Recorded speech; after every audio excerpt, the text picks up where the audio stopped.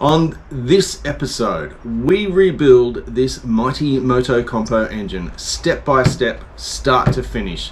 Check it out.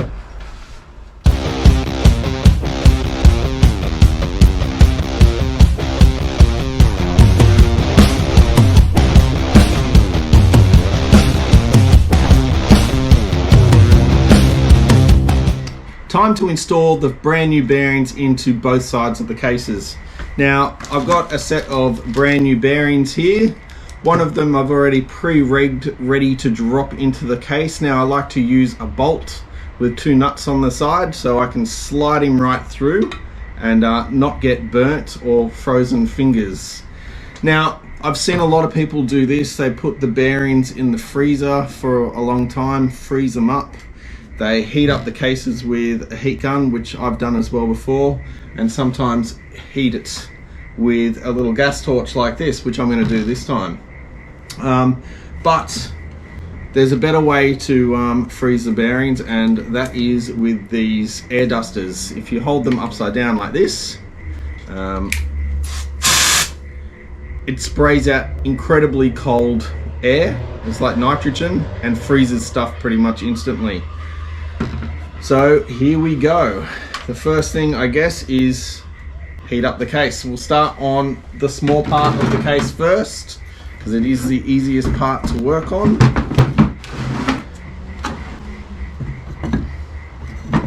Set him up like so. Got myself a little laser gun to measure temperature. Don't want to get it too hot.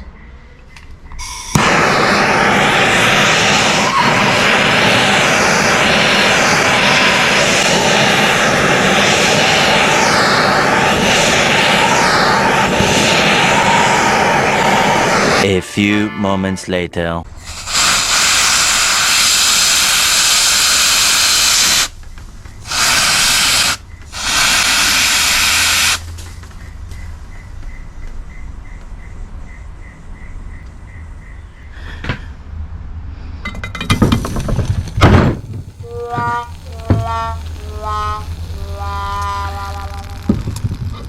Righto, so you just see me have a fail putting the bearing in. It goes halfway in but heats up before it locks in place. Now, I took too long to do it.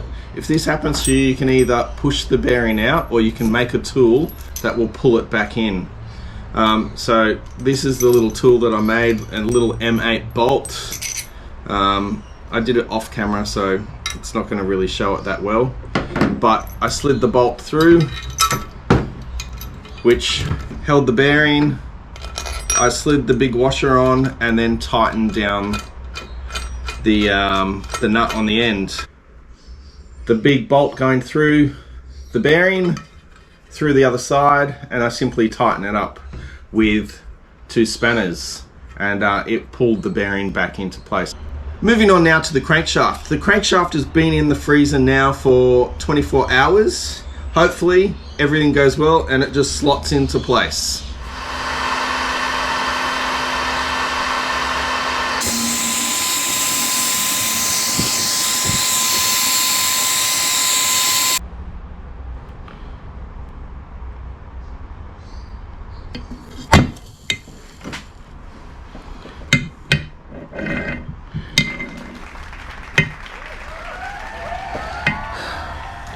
Success! Moving on to the small side of the case now. Hopefully we have the same success. Before we put the small case on the big case, this little bike has a gasket that goes in between. Genuine part. Here we go, and we're just going to give it a smear of Honda Bond to make sure it's locked in tight. Then we'll drop the small part of the case over the crank. Hopefully it all goes well.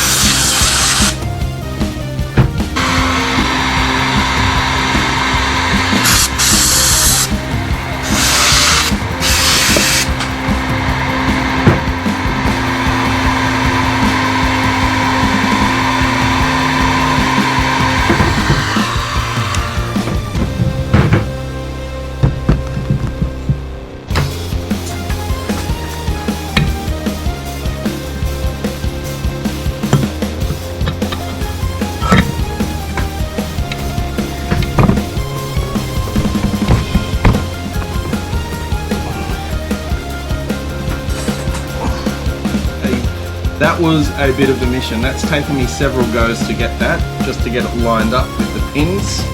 But it's now in. Now we can open our new nuts and bolts, and hopefully we can screw this bad boy together.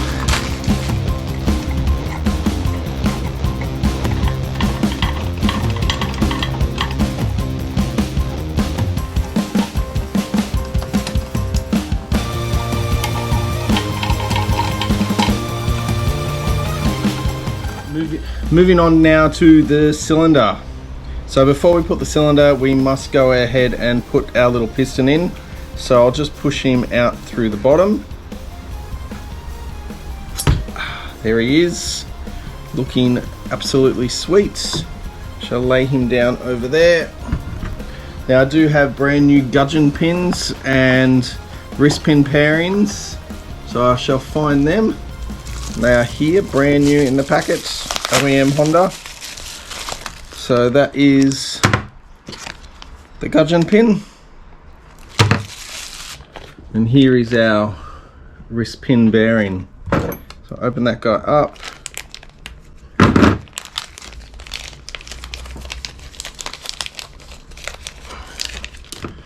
Very good. This guy lives in here. We must put a bit of oil in here. Put a bit of oil there.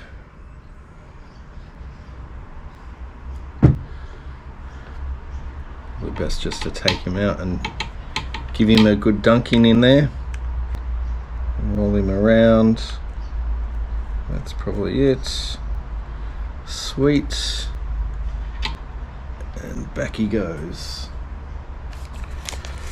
I'll take out the wrist pin clip first, or gudgeon pin clip. I hate putting these things in. Wrist pin clip is in the piston, and here is a brand new wrist pin. So on this little bike, the exhaust points down. Gudgeon pin, split pin is in, and the piston is home free. From here we can put on our base gaskets. Again, a brand new one.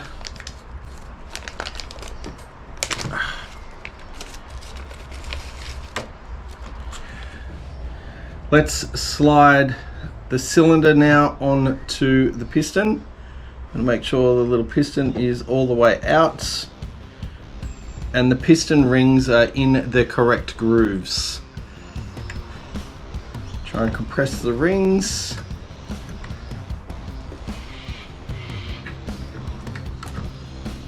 Like so. And sliding down. Ooh.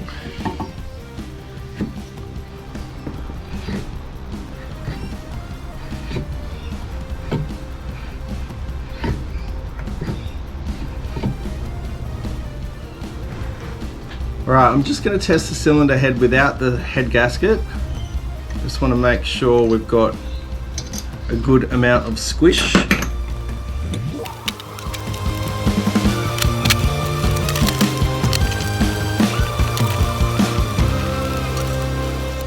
Alright, just a little bit of an update. With the cylinder head on without a gasket, I have right on 1mm clearance, and the gasket is for 0.4 of a millimeter, so that's 1.4 millimeters of squish, which is pretty low compression. So I'm just going to take a smidge off the bottom of the head. Hopefully I get that nice squish that will increase horsepower just a little bit.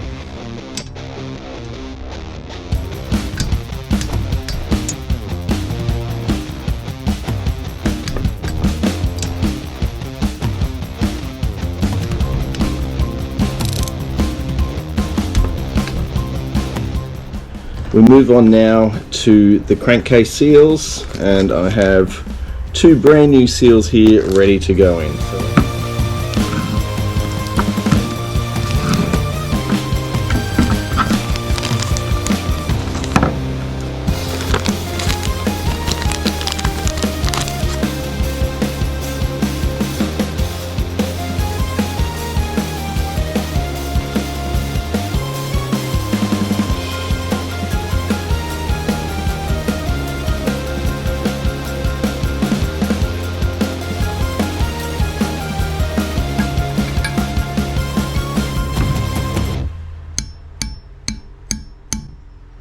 If you remember the flywheel that we pulled out of the little mighty MOTOCOMPO, there was no goodness in it, and this is that very same flywheel in all its rusty glory.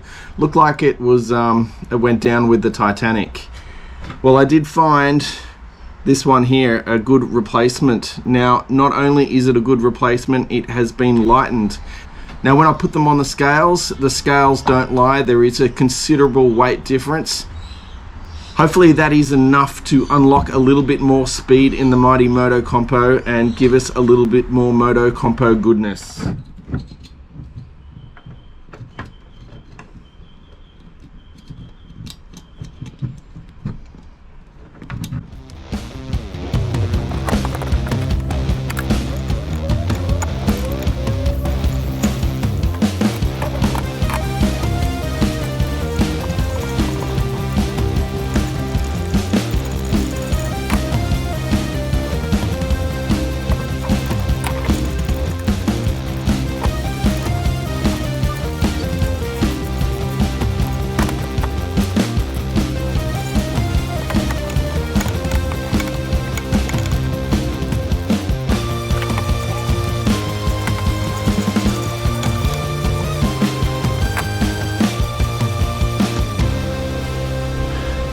Now we have the reed valve.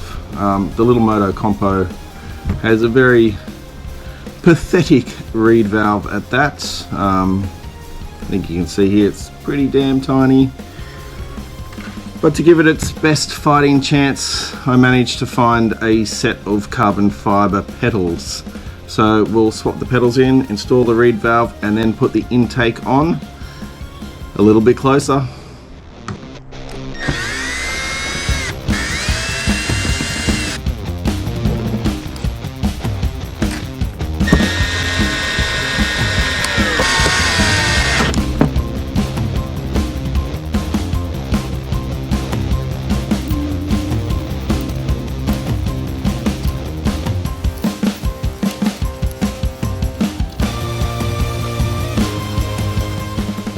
Now we're up to the carburetor. Now, when doing this build, I decided I would go for a brand new carburetor just for the simple fact that the newer it is, the less issues I'm going to have diagnosing problems later on.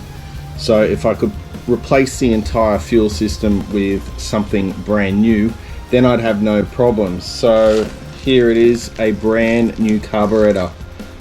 So we shall take him out of the packets. Have a good look at how small or minuscule this thing is. There it goes, a packet within a packet, of course.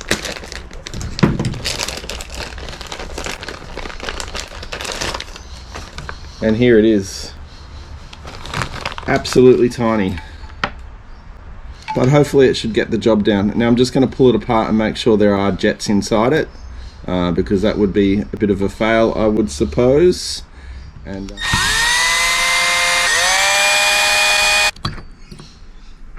there you go. There are the jets inside. Excellent.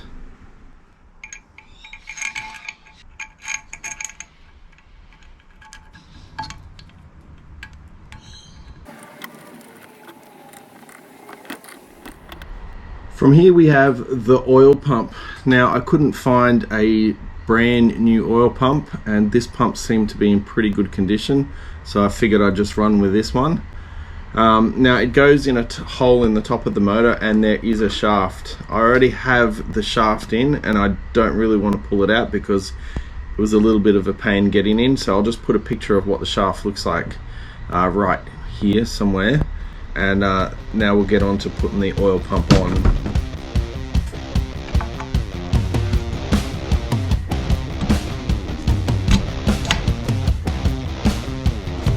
Alright guys, we are going to wrap this one right up here. To cover this episode off, we just rebuilt a MOTOCOMPO 2-stroke 49cc motor from start to finish. So if you are intending on building a MOTOCOMPO motor, or it's something that you would like to do, I hope this episode has helped you out. Next episode, we're going to go underneath the cover on this side of the little motor, and we will start installing all the gears and the belts and the drives and all that makes that work. So again, like, subscribe, leave a comment. For those long time subscribers, I really appreciate your support. See you on the next video.